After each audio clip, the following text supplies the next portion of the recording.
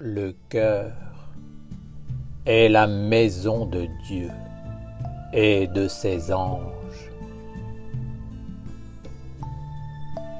L'homme est constitué de deux mondes. L'un, visible et physique, l'autre, invisible et subtil. Ces deux mondes constituent l'homme global, qui incarne un seul monde. Le corps physique est essentiellement un instrument. Il est une matière organisée, destinée à l'accomplissement d'un cycle. Il contient tous les organes, permettant à l'homme d'être un créateur conscient, afin qu'il puisse laisser une empreinte sur la terre, dans la mémoire du monde de l'homme, y incluant son âme, c'est-à-dire l'immortalité de Dieu et la sagesse réalisée par l'humanité. Ne vous inquiétez pas de votre corps,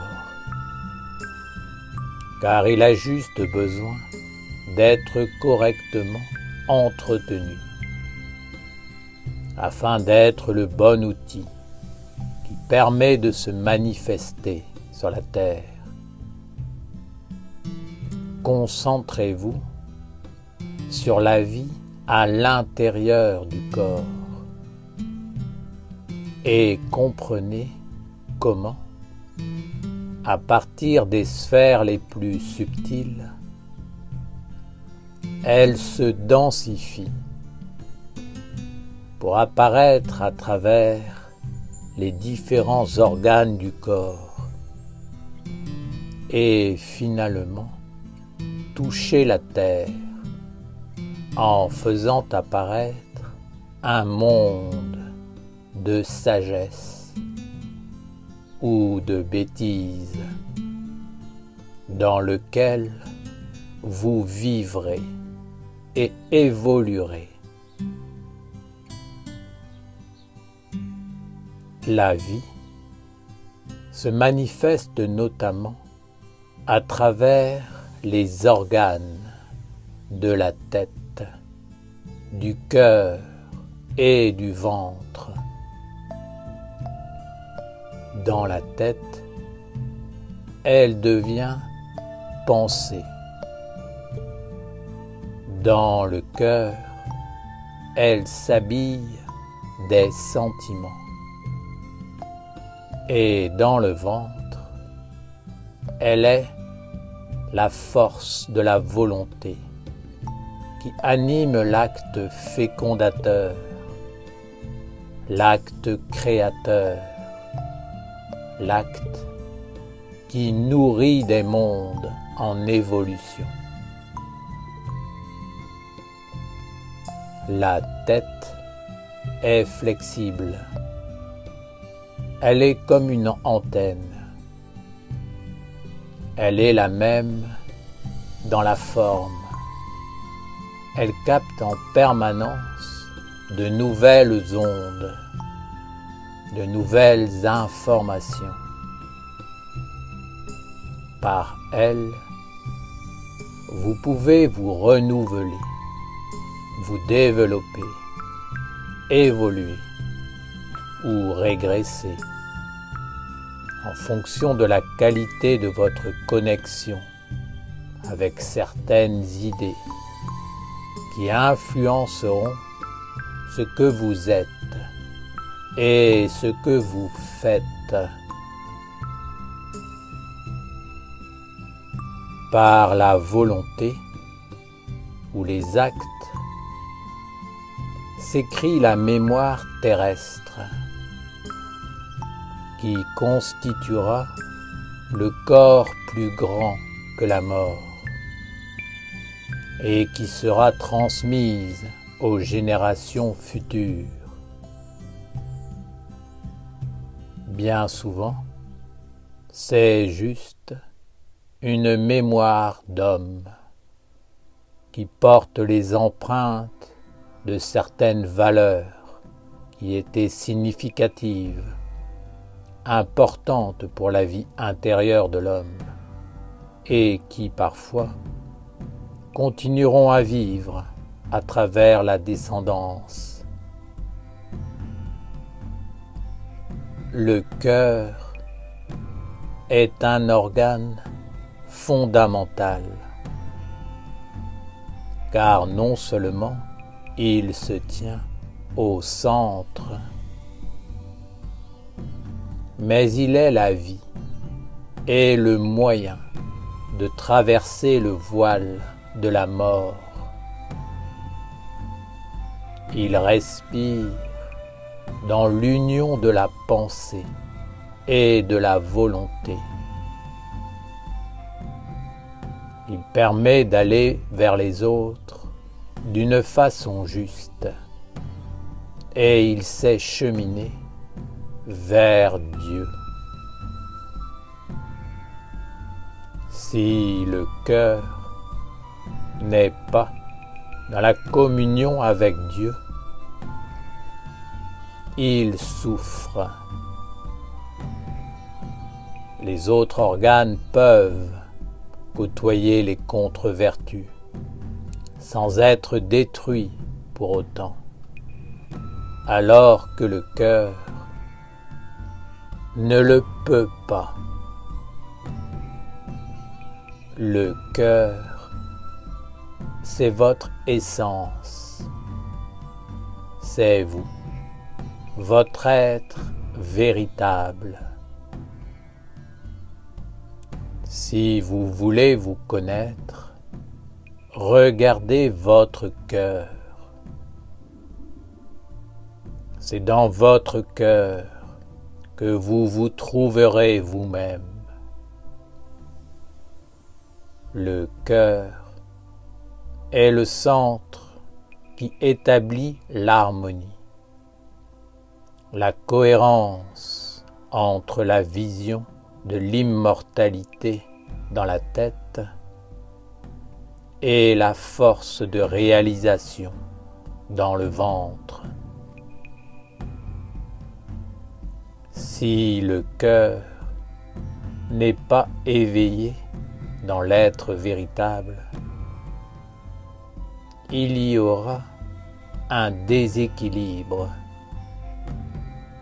qui fera que l'homme cultivera une philosophie abstraite ou cherchera uniquement à exister à travers des actes concrets qui feront qu'on parlera de lui dans le monde des hommes. Sachez que la mémoire du monde des hommes dure uniquement quelques générations et que seul ce qui touche le monde divin entre dans ce qui demeure éternellement. Même pour les grands hommes, au bout de plusieurs générations, ce n'est plus la réalité qui est conservée, mais un fantasme, des imaginations et des désirs. C'est pour cela que je vous conseille de ne pas chercher dans le passé. En effet, ce sont bien souvent des concepts erronés qui sont véhiculés et qui déforment la perception du réel. Les hommes ont envie de percevoir le passé suivant un certain angle qui correspond à leurs aspirations, ce qui engendre quelque chose de faux dans leurs inspirations et leurs interprétations. Ce manque de justesse dans la vision nuit à l'éveil et modifie l'énergie de la réalisation. Tout ceci pour vous expliquer que la vie de l'homme sur la terre est manifestée par tout un organisme intelligent, que chaque organe de ce corps, que ce soit le corps physique, la capacité d'agir, la volonté, le cœur, l'intellect, la conscience, la mémoire, l'âme, a ses fonctions et ses moyens d'action dans les mondes qui lui correspondent et qu'il est fondamental qu'ils soient tous dans un dialogue, une communion, une collaboration et une harmonie. Tu dois savoir qui tu es dans cette globalité. Et il ne faut pas que tu donnes une importance exagérée au seul corps physique, aux traces que tu laisseras sur la terre après la mort du corps, à la philosophie qui alimentera ta tête, mais que tu développes intensément les vertus et le mystère qui demeure vivant dans le profond du cœur. Le cœur est la maison de Dieu et de ses anges. Père Raphaël, veux-tu nous dire que nous devons nous concentrer essentiellement sur la respiration du cœur pour équilibrer l'activité de la pensée et de la volonté? La pensée et la volonté ne sont pas fidèles de vie en vie. Elles sont changeantes en fonction de l'environnement et de la mission que l'homme doit accomplir. Le cœur, lui, est l'organe qui garde la mémoire sage, les bonnes associations et le lien avec les vertus angéliques. C'est par le cœur et la nature de son activité que l'homme tisse un lien avec les anges au moyen des vertus. Si la souffrance envahit le cœur, le dialogue n'est plus angélique.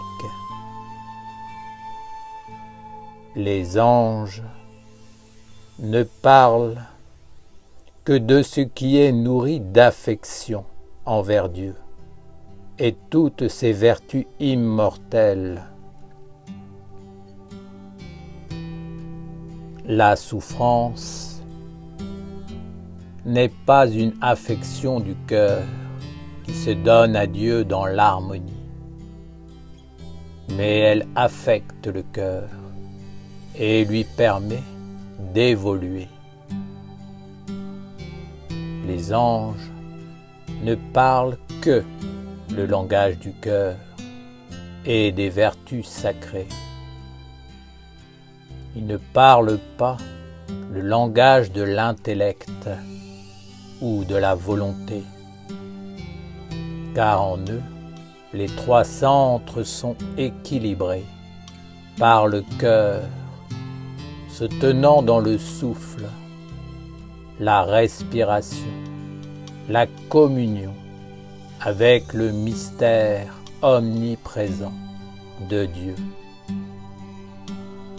Vous, les hommes, vous devez vous élever vers l'art de vivre des anges.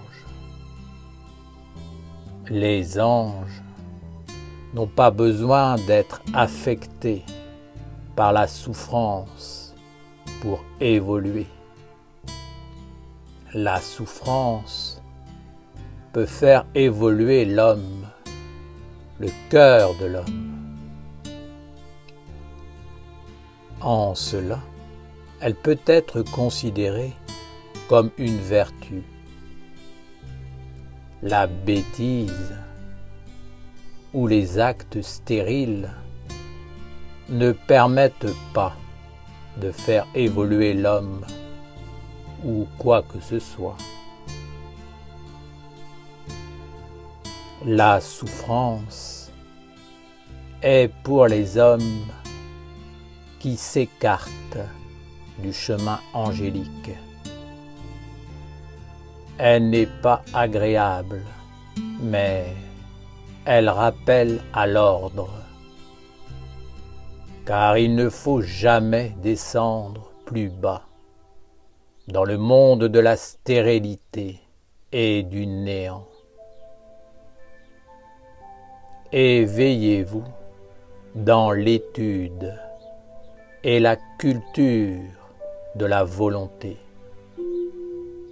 par la réalisation des rites sacrés, mais surtout développez le cœur.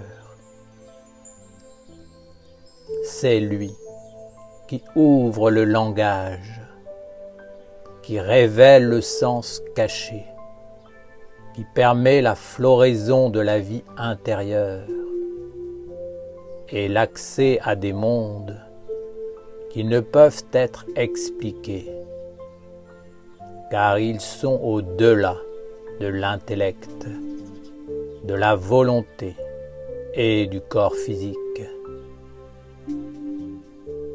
Nourrissez votre cœur des plus belles vertus angéliques et apprenez à parler avec les anges au moyen des vertus profondément vécues et ressenties dans le cœur et dans la vie intérieure sacrée. La douceur, l'amour, la chaleur, la noblesse, la compassion doivent être des vertus fondamentales de votre vie, car elles établiront le dialogue avec les mondes supérieurs,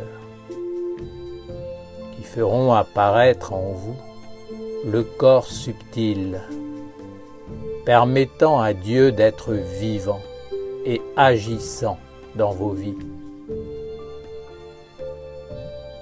Le cœur est l'état complet de l'homme. En fonction du degré d'éveil du cœur, vous pouvez connaître l'homme. L'homme, éduqué dans le monde de l'homme, peut avoir l'intellect bien affûté et la volonté entraînée à agir efficacement, ce qui lui permettra de s'entourer d'illusions, afin que personne ne puisse découvrir son manque de cœur. Celui qui a éveillé son cœur apporte la guérison en lui et autour de lui.